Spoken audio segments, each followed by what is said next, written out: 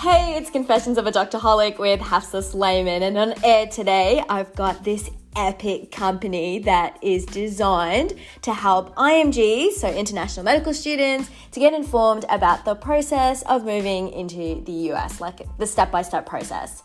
They're called Liberty Medics, and I've got Dr. Osama on air. How are you? I'm doing really well, thanks. I'm really happy to be on the podcast, Hafsa, and thank you so much for having us on Confessions of a Doctorholic. So what inspired you to start Liberty Medics? So really what inspired me to start Liberty Medics was my own journey of applying for residency training in the US.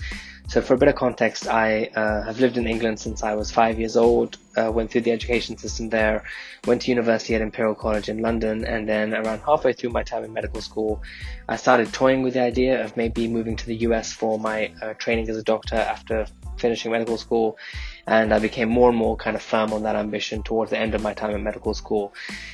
So I was navigating that path pretty much on my own because as opposed to some countries like Pakistan and India, in the UK, the medical students and doctors really don't have that many role models in the senior years throughout their time at medical school or in their hospitals who have gone through that journey and who they can turn to for advice.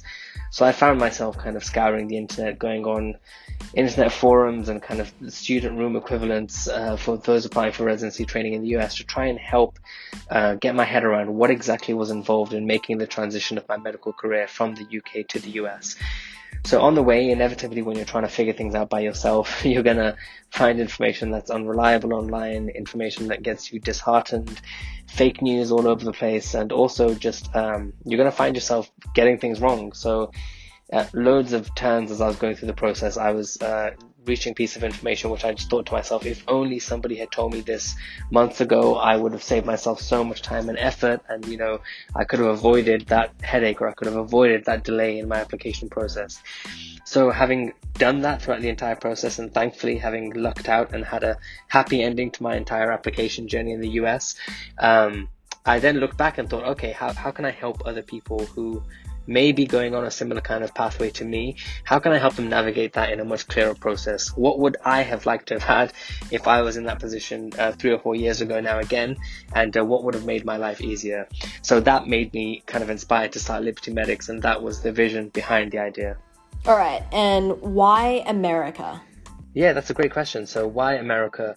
I think for a lot of UK medical school graduates, the ones who are seriously considering leaving the UK usually have a choice between 3 different options. So you either go to the US, you go to Canada, or you go to Australia/New Zealand.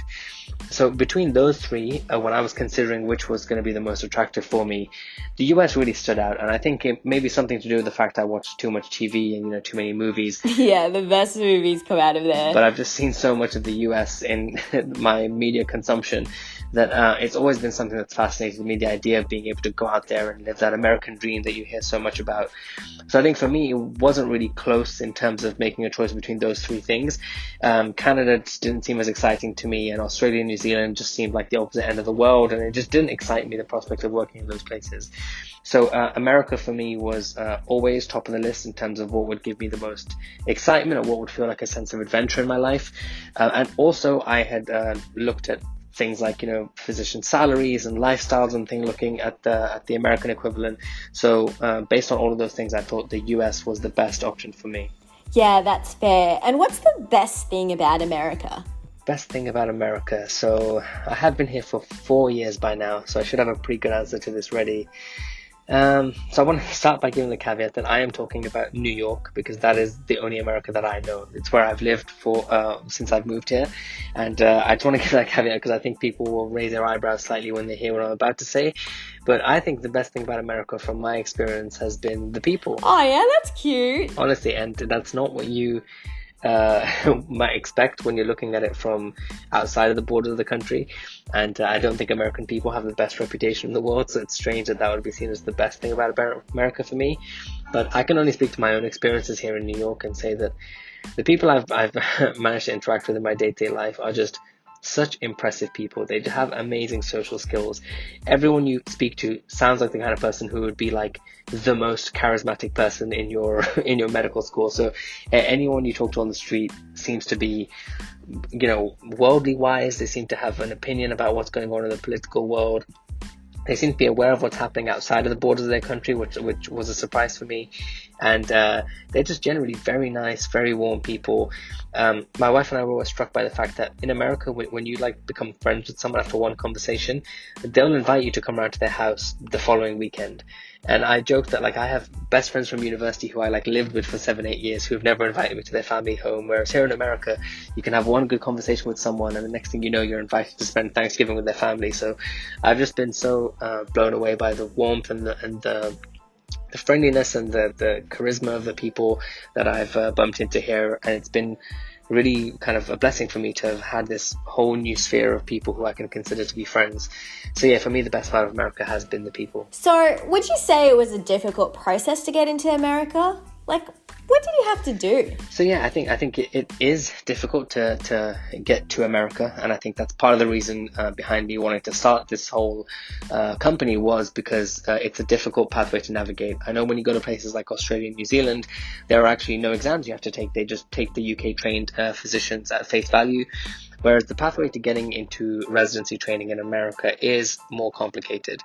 So obviously this is covered in a lot more detail in other aspects of our course, but just to give a brief overview, what you have to do to get into residency training in America is obviously graduate from an approved medical school somewhere throughout the world. And then you have to take the United States medical licensing exams, so the USMLEs. You have to take those exams, and that comprises of a total of 4 exams, but only 3 of which you have to take before starting residency. The 4th one you can take at some point during your residency if you prefer. So the exams are the STEP exams, which I'm sure people have heard of. There's Step 1, there's Step 2 Clinical Knowledge, CK, and then there's Step 2 Clinical Skills, CS. So the Step 1 exam is a basic sciences exam. It lasts like 8 hours. That sounds absolutely brutal. You go to a test center, it's all done on a computer, but it's a really, really long exam, very rigorous. And it's the kind of thing that UK medical students will have studied in their first couple of years of medical school. So really the nitty-gritty basic sciences. Then there's the Step 2 CK exam, which is the clinical knowledge exam, which is much more like the kind of clinical content you're tested on in the final years of your medical school in the UK. So that's, people coming in presenting with things like pneumonias and then them asking you treatment plans. So it's much more clinical based stuff. And then finally, the Step 2 clinical skills exam is like an OSCE exam. So it's a practical clinical skills exam done with simulated patients that is done in one of 6 test centers in the US. So you have to come to the US for that exam. So yeah, you have to do all those STEP exams in order to get officially approved to be able to start residency training in the US. And then there's the small task of actually applying for residency programs in the US, getting called back for interviews, going on the interview trail, and ultimately matching into a program where they decide they want to take you and you want to join them. So that is a very brief overview of everything that's involved in having to come to America. It is a difficult process, but just because it's difficult doesn't mean it's impossible. And each year from around the world, around about 10 to 15,000 international medical graduates come to the US to start their residency training. So it's not the kind of thing that should put people off, and it's something which, if you're aiming for an end point of practicing your medical, using your medical degree in the US and having that job as a doctor in the US, this small obstacle at the beginning shouldn't be something that puts people off. Yeah, well said. And was it difficult to adjust to life in the United States? I don't think it was particularly difficult to adjust to living in the United States. I had spent the last 6-7 years before that living in London, attending Imperial College, and so for me, moving between London and New York really wasn't much of a shift. I'm used to living in a big city, so I'm used to paying way too much for my rent and for going out to eat, so that didn't change. So for me, it really wasn't a tough adjustment. The people here were very welcoming, and New York in particular is obviously just like a city of immigrants. Like you never feel like there's one dominant group of people who are the true natives of New York and that you're one of the others. From the first day when you are walking on the streets, you look like a kind of person who could have been living there your whole life. So I found that really kind of reassuring. I never felt like I was an other in New York. Now, that could be different if someone is moving from London and then going to rural Iowa, for example. Yeah, maybe that'll be a bigger adjustment. But for me, at least, it was pretty easy. And these days, we have the internet, which can solve every problem for you. So my parents always remind me that I'm not experiencing the true immigrant story like they did moving from Pakistan to England in the days without the internet. So for me, it's really easy. You land in another country, you've already sorted out your Airbnb over the internet back from your home. You've get an Uber from the airport using your phone. Everything is easy. Google Maps, you never get lost. So the transition between countries, I think, in the 21st century is a much easier thing to do. Yeah, that's so true.